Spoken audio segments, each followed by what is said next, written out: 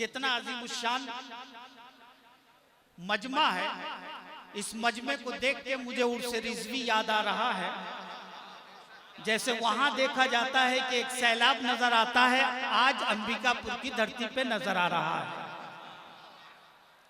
लेकिन जब इतना अजीम मजमा आया है और ये बुजुर्गान दीन तशरीफ लाए हैं, तो इस अजीम स्टेज से कोई अच्छा सा पैगाम जाना चाहिए। पैगाम तो जाएगा लेकिन वो हंगामे की नजर हो जाएगा, आपके दिल में नहीं उतरेगा तो कोई फायदा नहीं।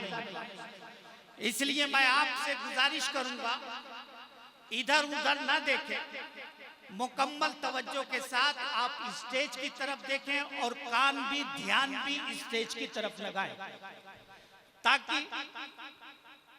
अराकीब ने जो ये मेहनत की है, महीनों से लगे रहे, जलसे को सजाया है और आप लोग तकलीफें बर्दाश्त करके जैसे भी हुआ है आप यहाँ तशरीफ लाए हैं, तो इनका जलसा करना भी कामयाब हो जाए और आपका यहाँ बैठना भी कामयाब हो जाए, इस नियत से आप बैठे। बहरहाल मैं थोड़ी देर के लिए हाजिर हुआ हूँ। मेरे बाद बदरुल उलमा हजरत अल्लामा मौलाना मुफ्ती बद्र आलम साहब का खिताब होगा। फिर उसके बाद हजरत अल्लामा मौलाना सलमान अजहरी साहब क़िबला खिताब फरमाएंगे।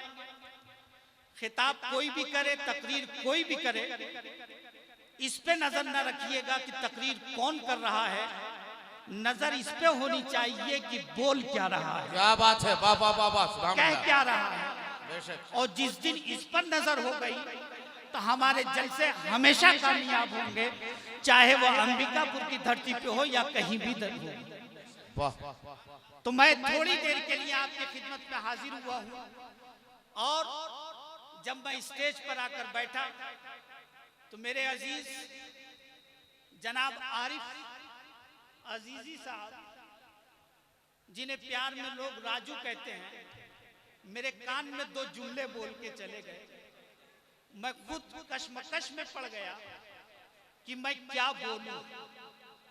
इन्होंने ऐसे वक्त उन्वान दिया है, मैंने कुछ और सोचा था, लेकिन एकदम स्टेज पे आया हूं तब इन्होंने मुझसे कहा कि थोड़ा सा इस पे रोशनी डाल दीजिएगा।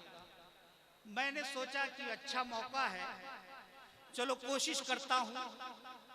उन्होंने जो कहा है उसी की रोशनी में मैं गुफ्तगू कर लूं, क्योंकि मस्जिद का इमाम हिम्मत नहीं कर सकता, माफ कीजिएगा, मस्जिद का इमाम हिम्मत नहीं कर सकता, क्योंकि उसे डर रहता है कि पता नहीं कब मुतवल्ली साहब जो है मुझे रुखसत कर दे।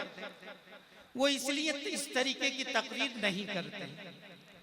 और भी मदारिस के मुदर्रिस भी कमेटी वालों से डरा करते हैं, उनके दबाव में और उनके प्रेशर में रहते हैं, इसलिए वो भी थोड़ा सा लिहाज करते हुए तकरीर करते हैं।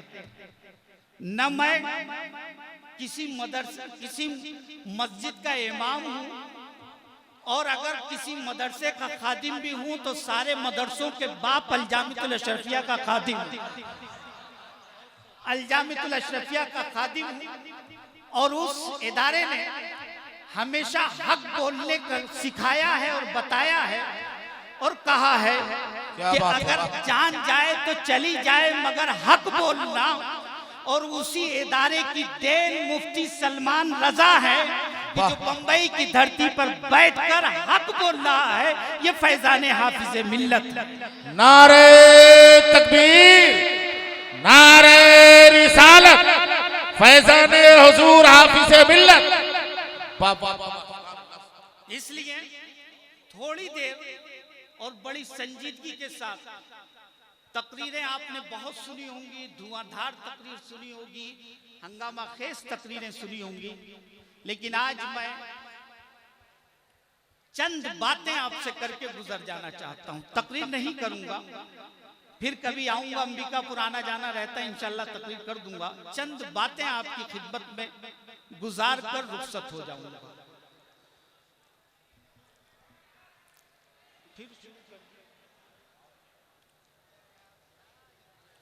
अल्हम्दुलिल्लाह अल्हम्दुलिल्लाहि रब्बिल आलमीन वलाकिबतु लिल मुत्तकीन अस्सलातु वस्सलामु अला सय्यिदिल मुरसलीन व अला आलिहि व अस्हाबिहि अजमईन अम्मा बाद फ़ऊज़ु बिल्लाहि मिनश शैतानिर रजीम बिस्मिल्लाहिर रहमानिर रहीम सिरातल लज़ीना अनअमता अलैहिम सदक़ल्लाहुल अज़ीम व सदक़ रसूलुहुन नबियुल अमीनुल करीम व नहनु अला ज़ालिका लमिनश शाहिदीन व शाकिरीन वल्हम्दुलिल्लाहि रब्बिल आलमीन।